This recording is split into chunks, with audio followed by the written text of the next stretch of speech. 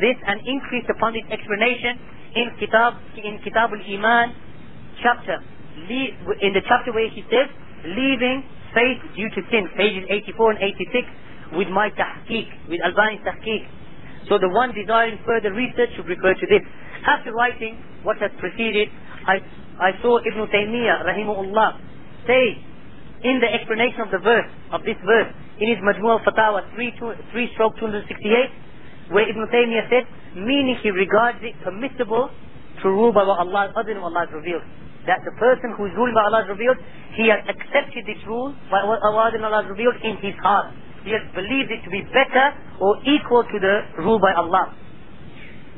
i.e. that he has made istihlal. Meaning that meaning, as Ibn Taymiyyah says, meaning he regards it permissible to rule by what other than Allah has revealed. Majmu' al-Fatawa 3/268. Then he mentioned that Imam Ahmad was questioned about kufr, mentioned in the verse, and he replied, a kufr which does not eject from faith, like having faith in some of it, and likewise with kufr, until there comes a matter over which there is no difference over.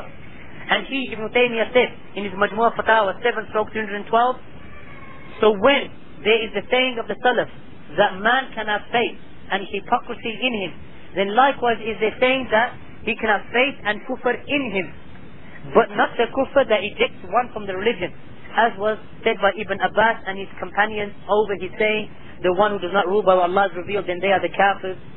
They said kufr that does not eject one from the religion, and Imam Ahmad and other Imams of the Sunnah followed them in this. End of the words of Ibn Taymiyyah.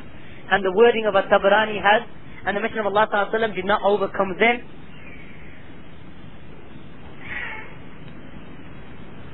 Okay, that's actually starting a different topic, so that's the end of it anyway, inshallah.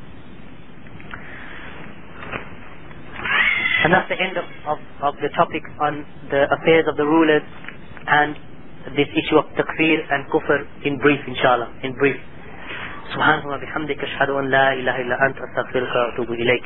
Any wrapping up questions?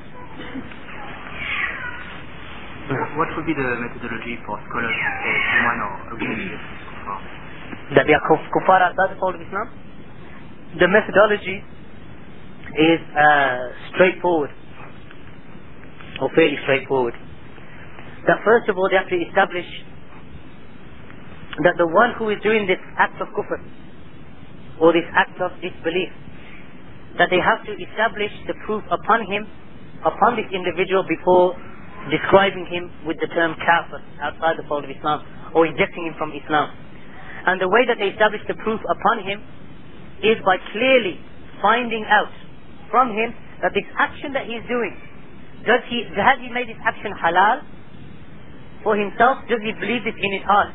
And the way that they do this could be from asking the ruler or asking this individual, by sitting down with him and debating with him, by sitting down and advising him, by looking at maybe some of the words that he said in the past, and if these words that he said entail kufr, then sending them back to him and asking that individual, what did you mean by this?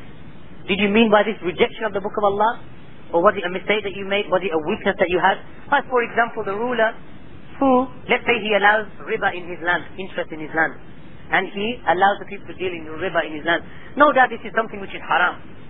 Now the question that needs to be asked to the ruler is, or to the individual, is why have you taken out this riba? Is it because you hold riba to be permissible?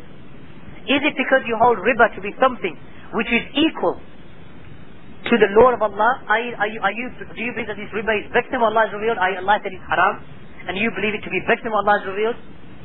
Or do you hold it to be equal to what Allah has revealed? If it's any of these two cases, he said yes, it's better than what Allah has revealed, then he's a kafir outside the fold of Islam. If he says it's equal to what Allah has revealed, that my judgment is equal to Allah's judgment, then he's a kafir. However, if he takes the third position and he says, well, the reason, and Ibn Taymiyyah actually mentions this in his Fitnat al-Takfir, which Shaykh Ali Hassan compiled, Fitnat al-Takfir of Albani, Ibn Taymiyyah, Ibn Baz, where Ibn Taymiyyah mentions this point, that if he regards it to be better than the law of Allah, or he regards it to be equal to the law of Allah, then he's a kafir outside the fold of Islam. If he says, well, I'm judging by it's equal to Allah, or better than what Allah judged, then he's a kafir. However, if it's the third scenario, where he believes, or knows that he's doing it due to a weakness that he has, due to a weakness that he has. Maybe he believes that, if he doesn't allow riba in his land, then all the people are going to starve. Or that he allows riba in his land because he fears that the disbelievers are going to come and overpower him. These are all weaknesses and desires. Or he does it because of desires that he has for increasing his power. Then these are desires. Not because he believes that he's better than the Lord of Allah. He still knows. And if you ask him, I know Allah said halal, but I don't know. I just believe, or I just think that those people are going to kill me, or they're going to take my wealth away from me if I don't do this. If it was up to me, I would have banned riba, but because of those people I'm bringing in, turns out this out of desire, then he's not a kafir. And Ibn Qayyim mentions in his Kitab al-Ruh, he mentions 3 types of rules. He says there is one individual who rules by everything which Allah has revealed. Everything which Allah has revealed. And this person is the one who is the best individual. And this is like the Messenger of Allah sallallahu alaihi wasallam, and so on and so forth. The second individual, he rules by sometimes he gets it right by ijtihad. Sometimes he gets it right, he wishes to rule by Allah's revealed, but sometimes he gets it right, and sometimes he gets it wrong. When he gets it right, he's rewarded with 2 rewards. When he gets it wrong, he's rewarded with 1 reward. Because his intent is to go back to the book and the sunnah. That's the second type of individual. Sometimes he gets it right, sometimes he gets it wrong. He is still good. And then the third individual, as Ibn Qayyim mentioned in his Kitab al-Ruh, is the one who is judges, or al-hukm bi ghayri ma anzal Allah. He judges by what other than Allah has revealed, outside of the first two. So, Shaykh Ibn Qayyim mentioned that this person could be a kafir, could be a zalim, and could be a fasiq. Could be a kafir, or a zalim, or a fasiq. And I hope I'm quoting correctly, inshallah. And you can refer back to the notes which Ali Hassan put in his Fitnatul Takfir, where he mentions this, inshallah. So he mentions that the one who judges what other than Allah reveals, he could be a kafir, he could be a zalim, and he could be a fasiq. Whichever one of these 3. Depending on what hukm you apply upon him, whether he makes it halal or whether he's just doing it out of weakness. So that's the general procedure that the ulama use, inshallah, to establish the proof. Not just by looking at the action and saying he's a kafir because he did such a... Unless the action that he does, because I don't want no one afterwards saying that there are, especially when people maybe listen to the cassette, there are certain things which a person can do by his actions which would make him a kafir bit darura. By necessity would make him a kafir. For example, if he was to, an extreme example, for example, he was to urinate upon the Quran. Put the Quran on the floor, urinate upon it. That person now is a kafir outside the fold of Islam. Why? Because you know by necessity that you don't do things like that. Like the person, for example, he opens up the book of Allah and he changes the words in the book of Allah and he gives it to the people and says, this is now the book of Allah. Like this. And then that person is a kafir. So action, sometimes, if the action is that type of an action which the ulama say make a person a kafir by necessity, by doing an action, then that would make a person a kafir. But those things are which we have to refer back to the ulama for.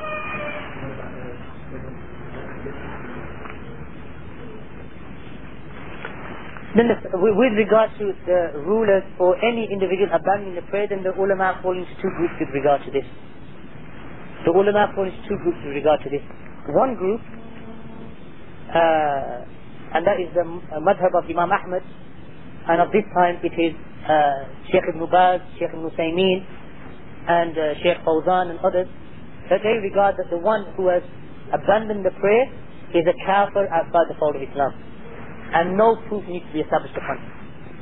If he leaves the prayer, regardless of why he leaves the prayer, he's a kafir. As long as he knows that it's wajib upon him, as long as he knows it's wajib upon him, after knowing it's wajib, obligatory upon him, he abandons the 5 daily prayers, he's a kafir outside the fold of Islam. And therefore, as Ibn Taymiyyah mentioned, that there is no janazah for him, and he is not to be buried amongst the Muslims. No one is to inherit from him, and so on and so forth. And if he does this, he is asked to repent, and if he does not repent, he is to be killed. That's one group. The other group, which of today includes Shaykh al-Albani and many of the Salaf, say that this person is not a kafir outside the fold of Islam.